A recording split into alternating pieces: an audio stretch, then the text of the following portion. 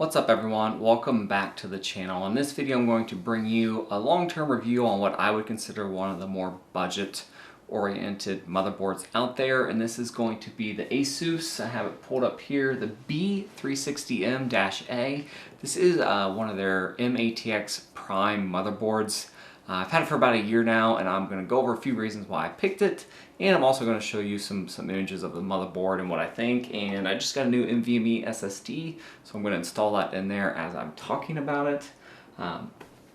It's about an $80 retail motherboard. I actually picked it up at Micro Center for $70, so you can get it on sale from time to time, but $80 is generally the budget, which is extremely cheap if you ask me when it comes to a motherboard, where if you're looking at some of the more high-end, the Z series, you're going to look at the $150 to $300 depending on what kind you get into.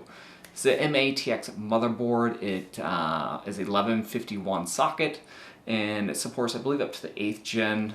I don't know if it supports the 10th gen, but currently I have an 8th gen i5 in it, which is a 6-core processor, non-K version. I do want to mention that because that will get more into my review of this.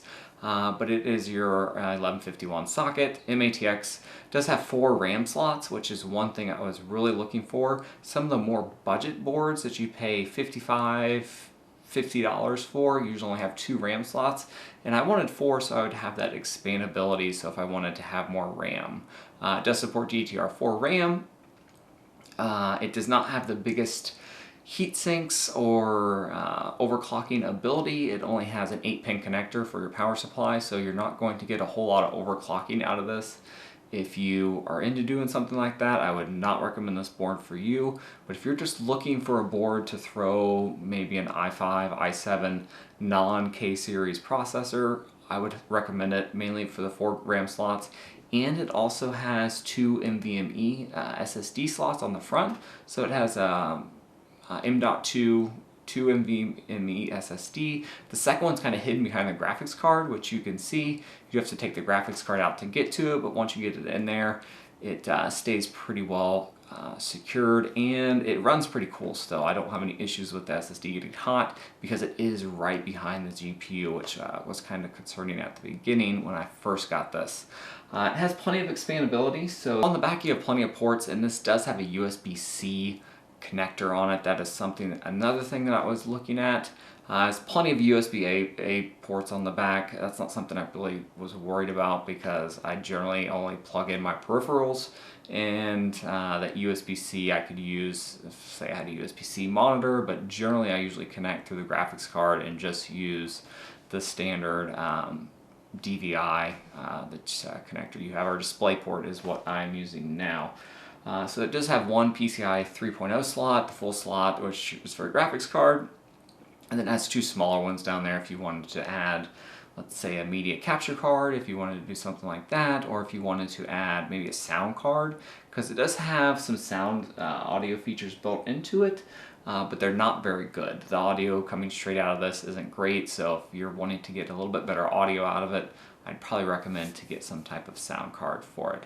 But for $80, I've been really happy with it. It runs cool. Again, I have an i5, I think it's a 9400F. It's the one without the actual HD graphics with it, and I don't overclock it, don't care about overclocking, and it runs cool, the board runs cool, I don't have any issues with it getting too warm.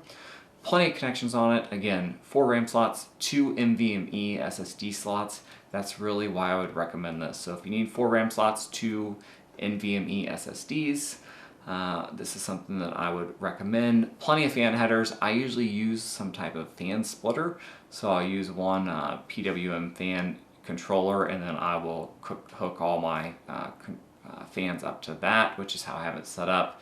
You can get a fan controller for $20 or less, so I would recommend doing that. But plenty of spots to plug your fan in at, plenty of SATA connections, so you will be able to expand your storage down the line if you want. I have 1 hard drive in there right now, and then the 2 NVMe SSDs. I do plan on putting a second hard drive in there just for some redundancy for some files, photos, and videos that we want to keep for long term. That way I have double copies of it.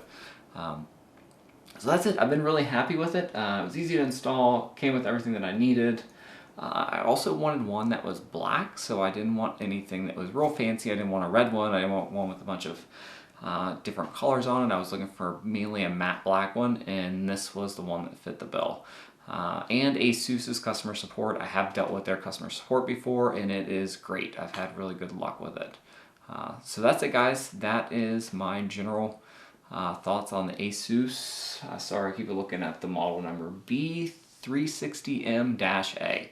It's one of their Prime series. They're more budget-oriented ones. Highly recommended if you're not overclocking. So that's it. Put the link below if you would like to purchase this. It's down there in my desktop setup.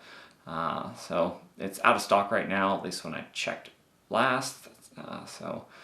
If you can find it somewhere, especially if you can find it on sale, definitely would pick it up. Even if you have to pay full price for it, it may be worth it with everything going on with COVID right now. Computer parts are hard to get a hold of. So that's it. Thanks everyone for watching. If you have any questions, leave them below. I'll get back to you. Have a great rest of the weekend and holiday, and I'll see you guys next time.